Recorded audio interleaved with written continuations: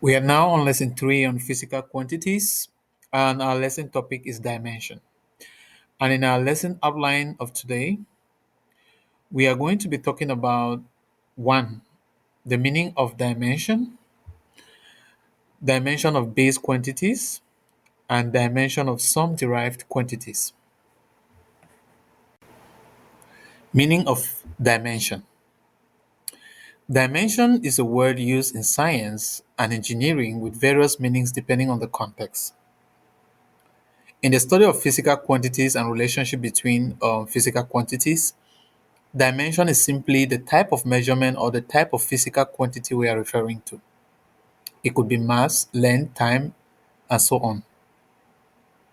We use units as standards to quantify a dimension and make them unique from any other physical quantity. For example, the dimension of 5 seconds is time. Second is a unit used to quantify the dimension time and makes time unique from any other known physical quantity.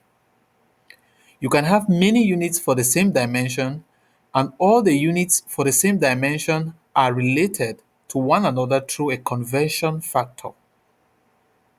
Let's take, for example, some units of time. Time can be measured in minutes, hours, days, years, decades, millennium, and so on. They are all units for the same dimension time, but they are all related to the standard SI unit for time, which is a second, through some factor. For example, 1 minute is 60 seconds. 1 hour is 3,600 seconds. 1 day is 86,400 seconds. 1 year is 3.15 times 10 to the 7 seconds. 1 millisecond is 10 to the minus 3 seconds, and 1 microsecond is 10 to the minus 6 seconds. So, irrespective of the unit that is used, they all represent the same dimension, time. Dimension of base quantities. The dimension of a physical quantity is denoted using what we call the square bracket. And there are these three quantities that are usually encountered in mechanics. We have mass, length, and time. The dimension of mass is represented by capital M, dimension of length by capital L, and dimension of time by capital T. And we have this table that gives us the dimension of all the 7 base quantities that we have come across. And of course, the dimension of any other derived quantity can be obtained from these ones, as we see in the next subheading. Dimensions of some derived quantities.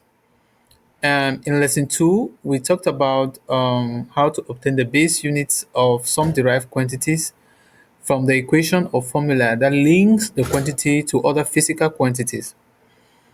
So we have on the table below the dimension of certain derived quantities, and we simply work from the unit to obtain their dimension. For example, speed, the unit is meter per second, and the dimension is LT to the minus 1. Meter is representing length, and the dimension of length is capital L, while S is representing time, and the dimension of time is capital T. So it follows the same way for the other quantities on the table. So we have come to the end of lesson 3. Our next lesson will be on dimensional analysis and homogeneous equation. If this lesson has been helpful, of course, you can support me by liking, sharing, and subscribing. Click on the notification bell to be notified when the next lesson drops. Thank you. This is Physics with Omnia.